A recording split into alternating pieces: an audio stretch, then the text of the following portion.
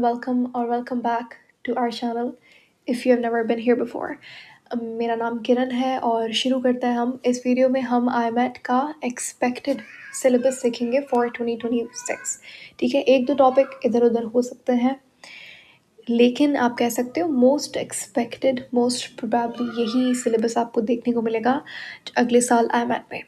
Start करते हैं। सबसे पहले आपके पास जो टॉपिक है वो है न्यूमेरिकल सिस्टम का, जो कि बेसिकली बेसिक्स है अरिथमेटिक और एलजेब्रा का। जितनी भी आपके पास बेसिक फंक्शंस है जैसे बोर्ड मास रूल्स हो गए, लॉग रूल्स, इस तरीके से जो बेसिक फार्मूलाज होते हैं जैसे कि A plus B whole square is equal to A square plus two A B plus B square, इस तरीके के जितने भी बेसिक फार्मूलाज होते हैं।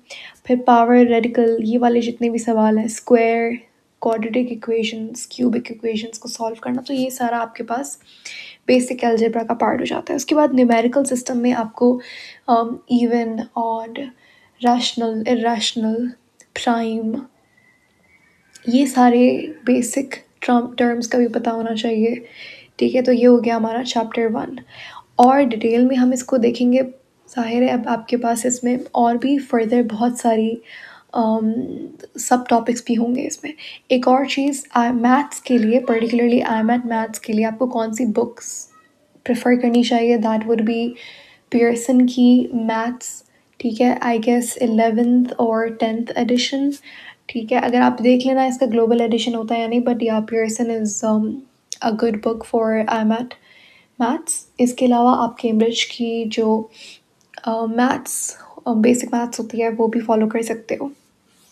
सेकंड आपके पास है फंक्शंस एज एन आपको इतना डिटेल में कवर करने की ज़रूरत नहीं है, लेकिन जस्ट फंक्शंस के टाइप्स, फंक्शन के बेसिक्स के आपको F of x they they function, फिर वो एक्स की वैल्यू दे, तो आपको आना चाहिए कि अच्छा उसमें ये वैल्यू को आप इस तरीके से पुट करोगे, या फिर आपको फंक्शन का इन्वर्स निकालना आना चाहिए। तो ये फंक्शंस के बेसिस। ठीक है, थर्ड आपके पास जो है वो ज्योमेट्री आ जाती है, जहाँ पे पॉलीगॉन्स, सारे जो फॉर्मूलाज हैं किसके, वॉल्यूम निकालने के और एरिया निकालने के।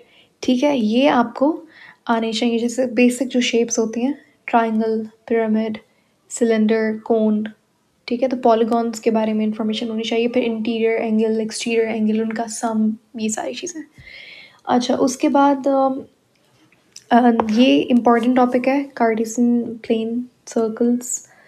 तो ये दोनों अलग अलग टॉपिक्स हैं। ठीक है, कार्टेशियन प्लेन और फिर सर्कल्स आपके पास। तो सर्कल भी यहाँ पे ज्योमेट्री का पार्ट हो गया, सर्कल भी आपने कवर करना है। फोर्थ पे आपके पास है प्रोबेबिलिटी एंड स्टैटिस्टिक, जहाँ पे आप फ्रीक्वेंसी डिस्ट्रीब्यूशन, स्टैटिस्टिक्स के जो फार्मूलाज होते हैं, स्टैंडर्ड डेविएशन वगैरह, वो कवर होता है यहाँ पे।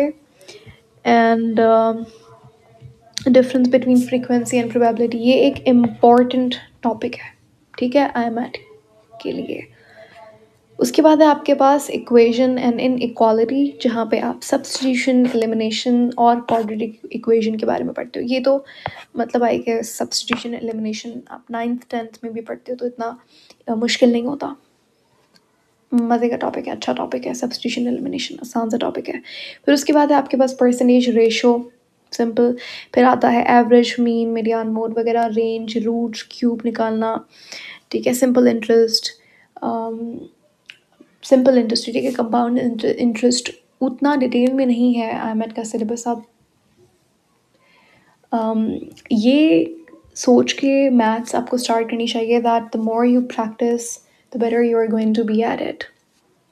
So best of luck and wish me good luck to be consistent, and I'm just looking forward to completing IMET maths very soon. Thank you so much for watching. I'll see you super soon in the next video. Until then, take care.